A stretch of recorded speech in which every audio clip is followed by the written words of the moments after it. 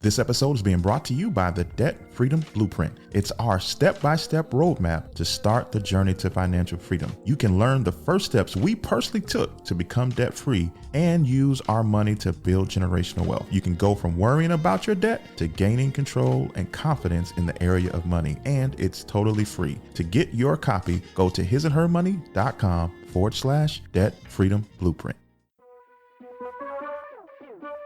Welcome to the His and Her Money Show. I'm Talent. And I'm Ty. Learn how to stop the cycle of debt and build generational wealth. It's time for you to take dominion over your money and your life. So let's get started. Hey, everybody. Welcome back to another fantastic edition of the show. Super glad to have you here with us because we know you could be anywhere else, listening to somebody else, getting your information from somebody else, but you're here with us. And for that, we are grateful. Thank you for tuning in to another episode. We're here to motivate you, inspire you, and educate you on the road to taking dominion over your money and your life. And we are excited about today's episode because we're bringing you another shining example of someone who took the plunge to get out of debt. We do this because we want you to know that this can be your reality too. You know, you keep hearing about Tyler and Ty got out of debt, paid off their house and all this stuff. And sometimes it becomes white noise if we keep saying it. But if we keep bringing you person after person after person who's done it as well, maybe it'll light a fire underneath you to create a debt-free journey of your own. And so we're not going to prolong this anymore. We got a gentleman by the name of Malcolm on the line, and he's going to share his journey from start to finish and what he's learned along the way. So get your pen and paper out, man. I'm pretty sure there are going to be some jewels and gems dropped that you could take note of and maybe apply to your story. So let's not delay this any further. Let's get Malcolm on so we can hear his incredible story. Hey, Malcolm, welcome to the show. Hey, what's going on? What's going on? It's good to be here. Yeah, man, we're glad to have you here because you've done some things that people have thought about doing, people are in the midst of, and that's getting rid of your debt, man. We're super excited to hear about your journey and your story and what you've learned along the way.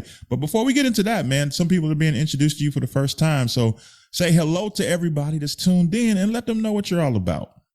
Of course, of course. Well, what's going on, everybody that's listening in? Like you said, my name is Malcolm. I currently work within augmented reality here at Microsoft. I am a huge personal finance advocate. This is something that I've been extremely passionate about for, I would say, maybe the last 4 or 5 years. Outside of that, I do deeply enjoy traveling. I am a recent plant dad, and I just enjoy like photography and things of that nature when I'm not studying like spreadsheets and looking at budget for personal finance. All right, we're gonna get into the money, but what the heck is augmented reality? I need you to talk about that in layman's term. What the heck is that? Yeah, I mean, like if you think about just mixed reality in general, I think the best example would be Pokemon Go. That went just extremely viral a couple of years back when everybody was on their phones trying to play. You have between augmented reality, virtual reality, augmented reality, you're still kind of able to see like reality and be able to put things in front of that versus a virtual reality experience, which Oculus, like you might have heard of that. They have that experience where they really just immerse you into an entire ecosystem or community where that's all that you're able to see. So that's kind of the delineation. So you're pretty good with math, huh? Pretty cool stuff. Pretty cool stuff. I would say with math, I'm getting there. I have an engineering degree, so some might say. No big deal. Just a little engineering degree. Basically.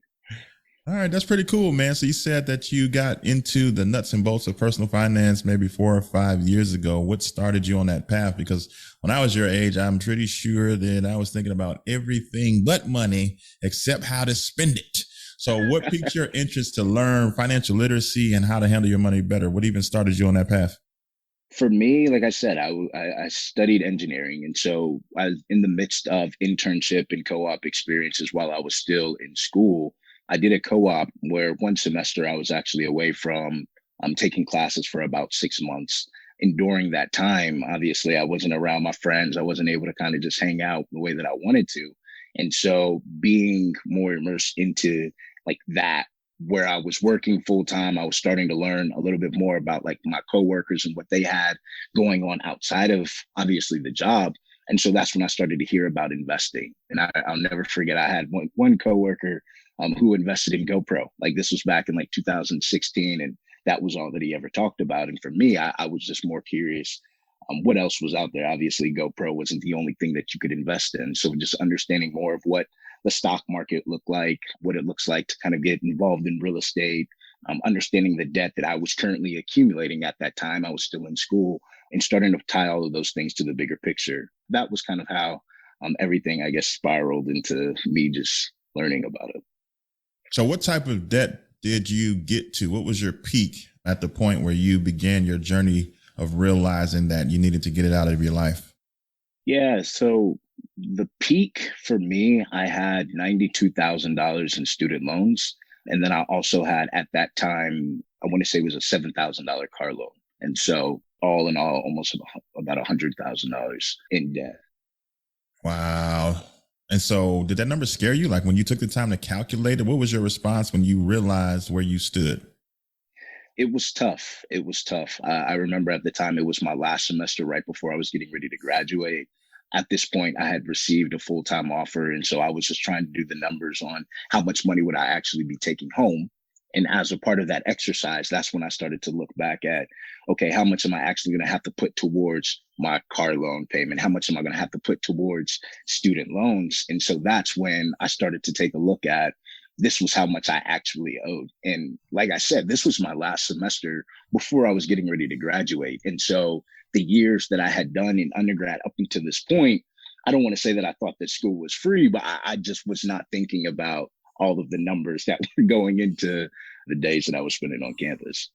Wow. So you had this calculation, and you like, now for the first time, you're dealing with the reality, like, oh, this degree wasn't free. Yeah, I have to pay for this. How did you get over that initial sticker shock? Because some people see that and now they feel like, well, that's too much. I'm never going to get past this. So I might as well just learn to live with it. How come you didn't just learn to live with it? How come you proceeded to work in a different way, have a different mindset, and ultimately choose to go after getting rid of it? That's a fantastic question. I think for me, like at this time, this is when I started to get fairly familiar with the term net worth and just understanding like what that number actually meant. And so I didn't think that it would make sense for me to be able to like go on all of these trips and to be buying all these things for myself when I, like at the end of the day, I had a negative net worth. And at that time, it was very negative. And so just trying to learn like how much it was actually going to take to get out of that hole or to climb into the black, as some people like to call it, that I think for me was kind of that turning point between like, there is no way that I would just be able to walk around and like with any sense of pride for myself, at least with carrying that negative net worth, especially understanding that like I have the resources and just with time and discipline and consistency, I would be able to start to knock that out. How did you think that though, man? Because I remember even as a young person, younger and coworkers, they had student loan debt, but they normalized it. Like even to the point, I remember several people saying, well, I'm gonna just die with a student loan payment. So why worry about it? Why stress over it? Where did you get the mindset to say that, what you just said, if I'm consistent and if I'm diligent, I can get rid of it?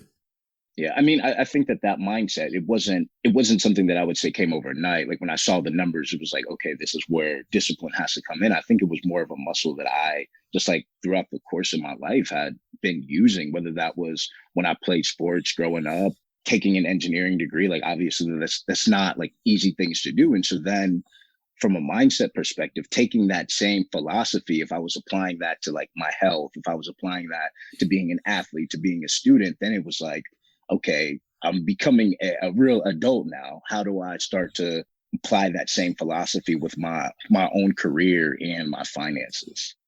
Mm-hmm. So what was the beginning of the journey out of debt? What did you put in place first to be consistent, to be disciplined, and to start to move the needle to get you toward the black?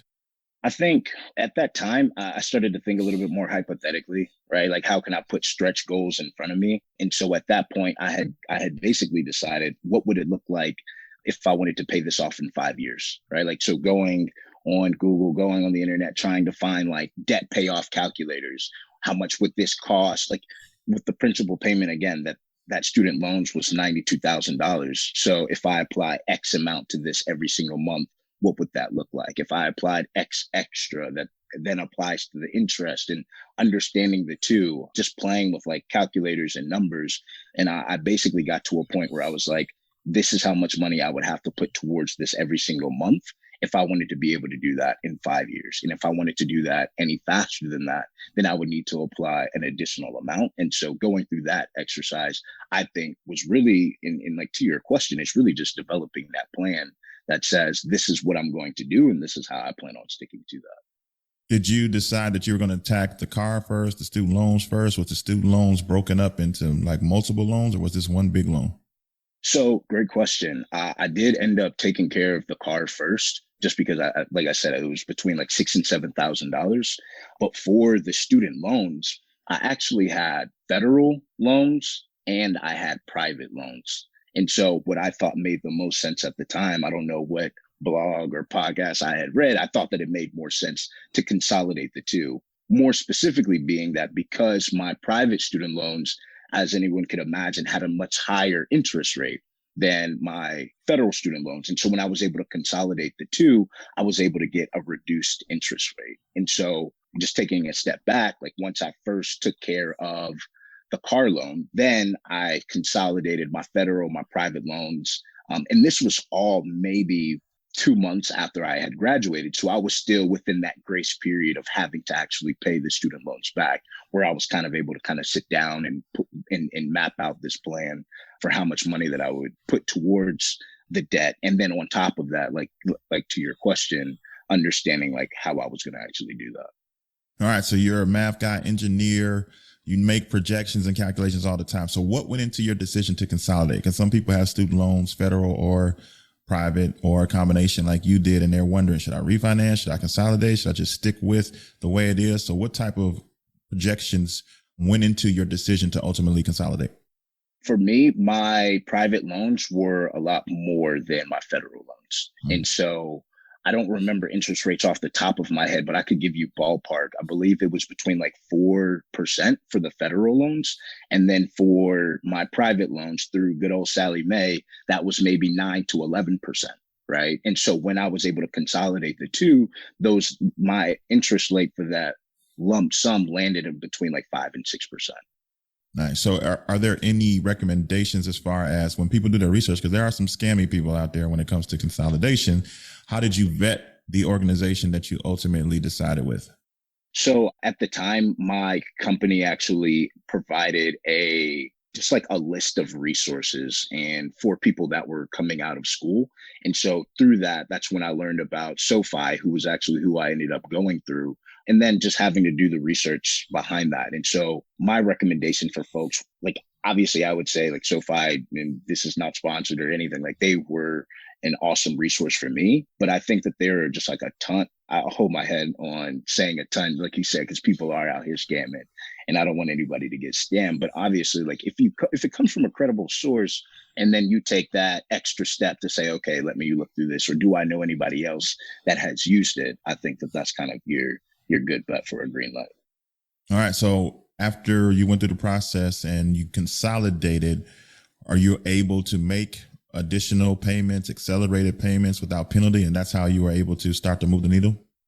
That's right. That's right. So at first, when it first happened, again, like I believe that the grace period when you first graduate is 6 months. And so I started 3 months before that period had actually ended up. And so I started to just put lump sums towards it at that point. At this point, my bills were as low as they have ever been, still trying to adopt that same mindset that I had while I was the broke college student with the same kind of just lifestyle. And so then taking that extra money that I was able to apply, now having a full-time job and then putting that towards those loans. Unpack that a little bit. Like, how did you keep your bills low? Because I'm sure it was tempting to be fresh out of school, starting a new job, new coworkers. I don't know if it's a new city for you, but what types of measures did you take to make sure that your expenses were low so that you could have this additional money to expedite your student loan payments? Yeah. So I remember one advice that I got when I first graduated was everybody that graduates, the first thing that they want to do is go buy a new car. Like they now have the capital to do that. That's the first thing that they want to do. And so for me, at that time, like I said, I had just been doing like a ton of research, just like reading up, like reading personal finance books. And whenever I hear the question, like, what is your money mistake that you might have made when you were younger, or when you were getting on this wealth building journey, I hear so many times that people go buy the car. And so for me, I was like, that's one thing that I'm not going to do. I'm going to make sure that I don't buy the car.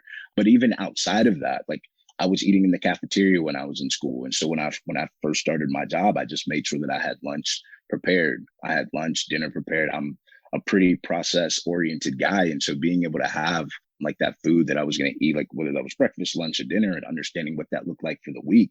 A lot of my friends and peers called that a bit extreme, but for me, it was what worked. And then even outside of that, like if you don't have the car, you don't have the car payment, like on top of that. And then even just thinking about like bills, like phone bill, for example, calling up my friends, like, who wants to get on a plan? Like, how can we reduce this?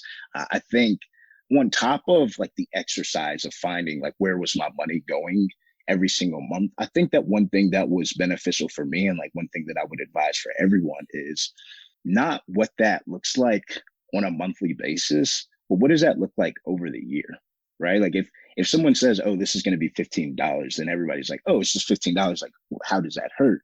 But when you multiply 15 times 12, and then you look at the next 3 to 4 years, if you like Wi-Fi, for example, your phone bill, like those things aren't going away after 4 or 5 years. Like you're still likely going to be doing those things. And so for me, it was really just deciding, okay, if this looks like this for this month, like how do I look at that over an annual basis on how much I can save money? And I mean, I work in supply chain. And so it was really just taking all of the same fundamental like philosophies and processes that we do at work to find cost saving opportunities, find cost reductions. It was just applying that to my own life, which I think helped a ton.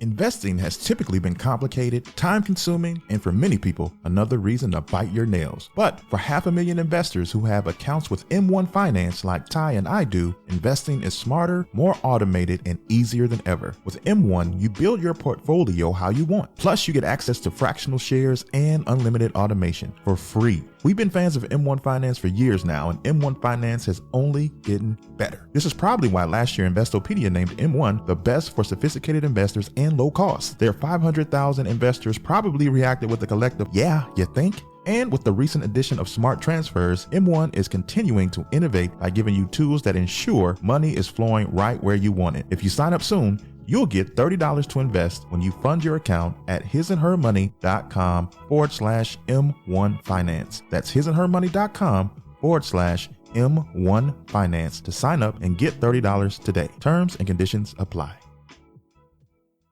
Now, you talked about how some of your friends said it was extreme. How were you able to block out the noise, stay focused on the goals and the projections that you made for yourself, and not let what they were saying get to you? That was a hard one. I think if any of it, that was difficult, just because these are people that you care about a lot, right? Like these are people that you have special relationships with. And so when they're like, man, let your hair down a little bit, you know, that's kind of what you want to go do, especially when you see them doing the same things. But to answer your question, I think for me, getting out of that was looking at my own numbers and saying, okay, I have to block everything else out, because at the end of the day, like I told you that I started to think about my net worth. Like if it wasn't going to that bottom line, like that was how I really had to think about, okay, if I'm going to go spend this money elsewhere versus putting that towards an investment, or versus paying down debt, I understood that that has a longer term effect versus just going to this happy hour today or going for a trip whenever that might be. Just because like I was thinking at what I thought was a bigger picture. Looking back, I probably would have gave myself a little bit more grace, but now just kind of understanding that I don't look back and say, oh wow, I wish I would not have saved this much money, you know? So that's kind of how I think about it. Nice. So as you were going through this, was it smooth sailing? You made your projections, made your plan, and then you just crossed the finish line, or were there any hiccups along the way that you had to endure and work your way through? So I would answer that question twofold. Like when it comes to the actual plan that I had put in place to pay down my student debt, I never like came off of track for that. Like I knew that the 15th of every month, I got to make this payment, whether I decide to put more to that or not. That was my prerogative. But that 15th payment, I was not missing that. However, there were times where, say, for example, I had a certain amount that I knew that I wanted saved by a certain period. Or if I wanted to go on a trip, or if I wanted to do something, or if it was a family emergency, like those things, I think took more of a psychological toll, like knowing that I was putting X amount towards my student loans every month and knowing that I didn't want to come off of that track, but then deciding, okay, in other areas of my life, like where I have this money allocated, I can't touch the student loan bucket. So what are the other things that I have to now move around so I can still make sure that I can do whatever that thing was that came up at that certain period in time? And so like the way that I would think about it now is just having like cash savings on hand for some of those things. Like people like to talk about the emergency savings, but like I think for me, it was having like that bucket where you started to develop that emergency savings, but then also I might have like now I have a bucket like specifically for my family. And then that way, if someone asks like, hey, Malcolm, let me hold something, then I'm not thinking about, okay, what are the things that I now have to move around because I have a bucket that's already allocated to that. And it doesn't feel like an emergency or something that's out of cadence. So that was kind of like what helped me think through that. That's dope. That's dope. So what was your approach in the fight to get out of debt as far as saving and investing? Were you just laser on the debt payoff? Or did you also have a blended approach where you did some saving or some investing? So I focused mainly on paying down debt. Like that was priority number one. Everything after that really came secondhand. So I would still put money towards savings. I would still put money towards investing. But as long as I had that money, like I said, on that 15th, on the 15th, as long as I made that payment, then everything else, like I would find somewhere for that to go. And then even on top of that, like with bonuses and stuff that I would get for work, I would put that towards my savings and towards my investments versus trying to put extra on top of the student loans at that time. Nice. So from start to finish, how long did it take you to move the debt from your life? So I graduated May 2018. I started that September. And I just paid them off January of this year. So you beat your projections. You was talking about 5 years, but nah, you did it in 3. Yeah. I mean, it was important for me. I guess you could say I'm an overachiever, but yeah, it was about 3 months. I mean, 3 years. Sorry, I wish it was 3 months. So take us to that moment. A lot of people are tuned in the fight to get out of debt. Some people are thinking about starting their journey to get out of debt. They're wondering, what does that feel like when you sent that very last payment to your student loans and you knew that you were done? Take us to that day, that moment, that feeling. Absolutely. So that feeling, being able to call and say, don't worry about sending me this again. Like, here's the rest of it. That was an awesome day. I would say it was just a relief more than anything. And even looking back at that day now, maybe 5 months ago, I don't ever want to be that emotionally tied to any money ever again. And so like when I think about that actual feeling, I remember for the 3 years up until I did pay it off, I was constantly either saying, when I'm done paying off my student loans, X will happen. Either I'm going to do this or I will be this much happier. I don't ever want to be that emotionally tied to anything ever that deals with money. One, but then two, I think that it was more of just like a celebratory feeling for me because that took a lot of discipline. That took a lot of work. That was $92,000 that could have been going elsewhere, right? And so like going through that entire process, I mean, I was just extremely, extremely excited to finally have it done, especially knowing that I had worked extremely hard to get that off and I was able to do it. What was the response like from friends and family who may have questioned your sanity along the way? They were great. They were great, man. I mean, my friends and family, the people closest to me knew how much that it meant for me to get it done with. And so they were all cheering. They were all extremely excited. I feel like there were a lot of very close friends and family that I inspired just because they knew somebody that was so close that was able to do it. And in a lot of cases, it might have even been more money in debt than they had. So taking that same like, oh, wow, Malcolm did that. now having the motivation and the inspiration to do that themselves, I think was probably the most special feeling of all of it. So you've been free for several months now. So how has life changed from that moment to this one? Like, it goes back to the freedom element that I was just talking about.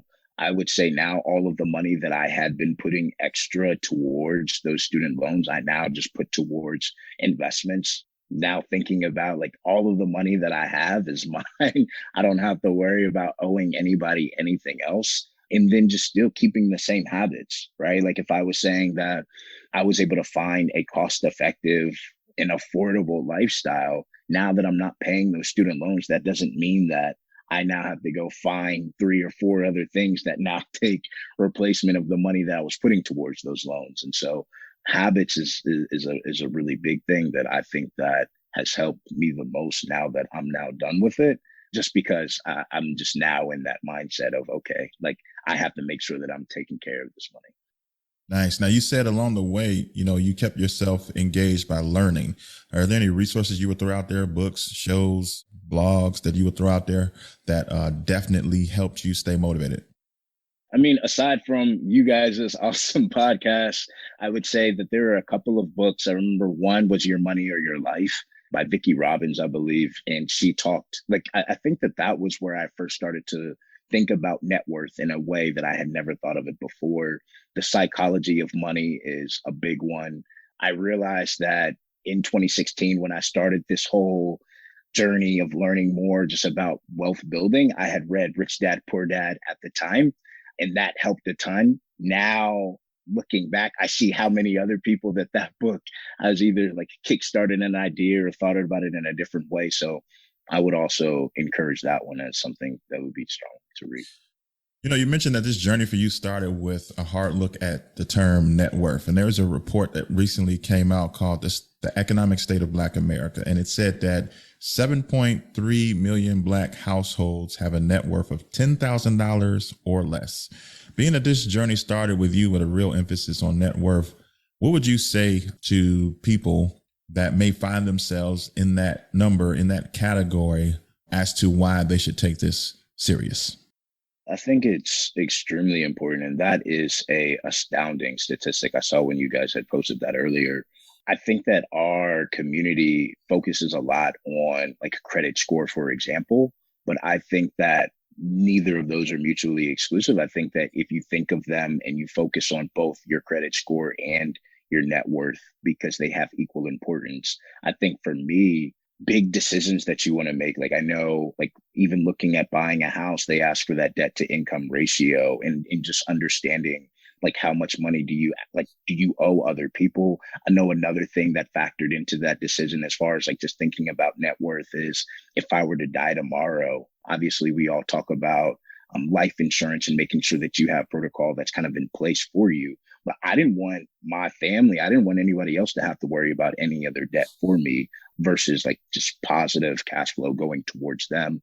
That was something else that might be a little bit more deep, but was something that I really thought about. And so like when I do think about that net worth term, like I take pride in it just because I remember when I was younger, I was looking at what's Drake's net worth or what's LeBron's net worth. Like you have your own net worth, and feeling a sense of pride in that, I think was something that I just wanted to make sure that I was focusing on. I know also when I was younger, I said that I would be a millionaire by a certain age, but then like operationalizing that and actually putting the things in place that would get you there versus just saying it out loud, I thought was also pretty cool too.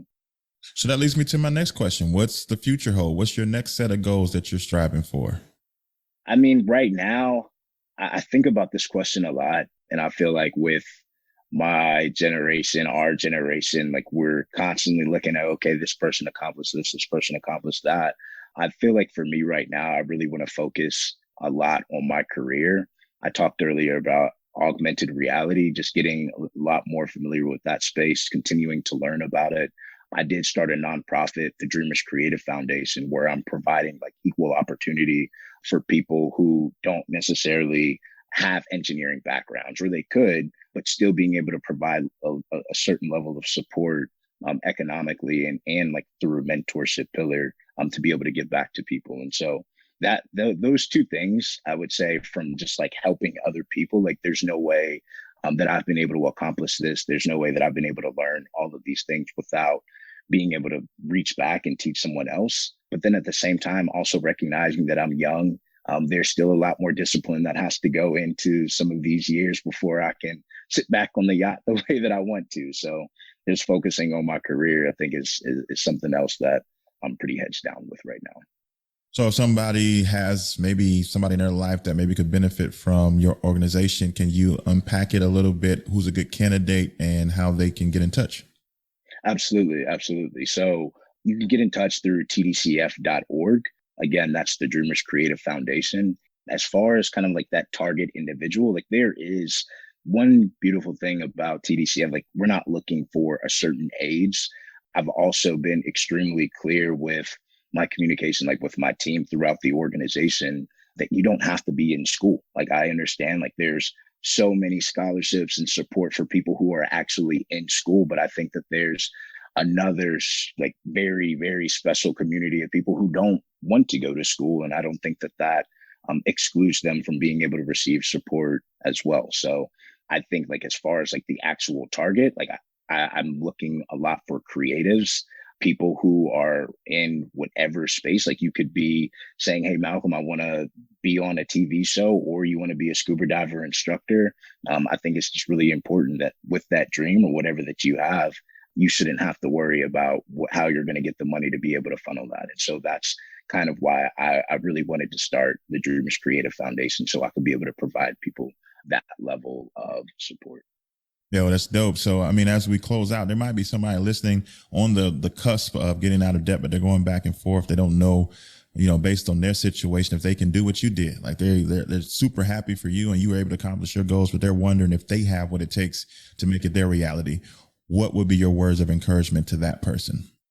To your point, everybody has what it takes. I think that it's just digging a lot deeper inside of you.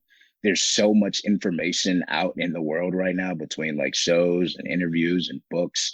So that's at your fingertips. Is really just like looking inside of you and understanding, why is it that you want to do it? Is it that you want just more freedom for yourself? Is it for your family? Are you trying to go back to school and you don't want that debt as you're going back? I think as long as you identify that why and make sure that that's kind of what you hold at the forefront as you're going through that journey, like that's probably, in my opinion, it is the most important thing, because there's so much information out. So it's really, at this point, it's on you. Yeah. So if people want to keep up with you on your journey to the future, how can they do so? My Instagram, my Twitter handles are both Malcolm X Hodge, and you can contact me from there. You could shoot me a follow. You can shoot me a tweet. I'm all ears.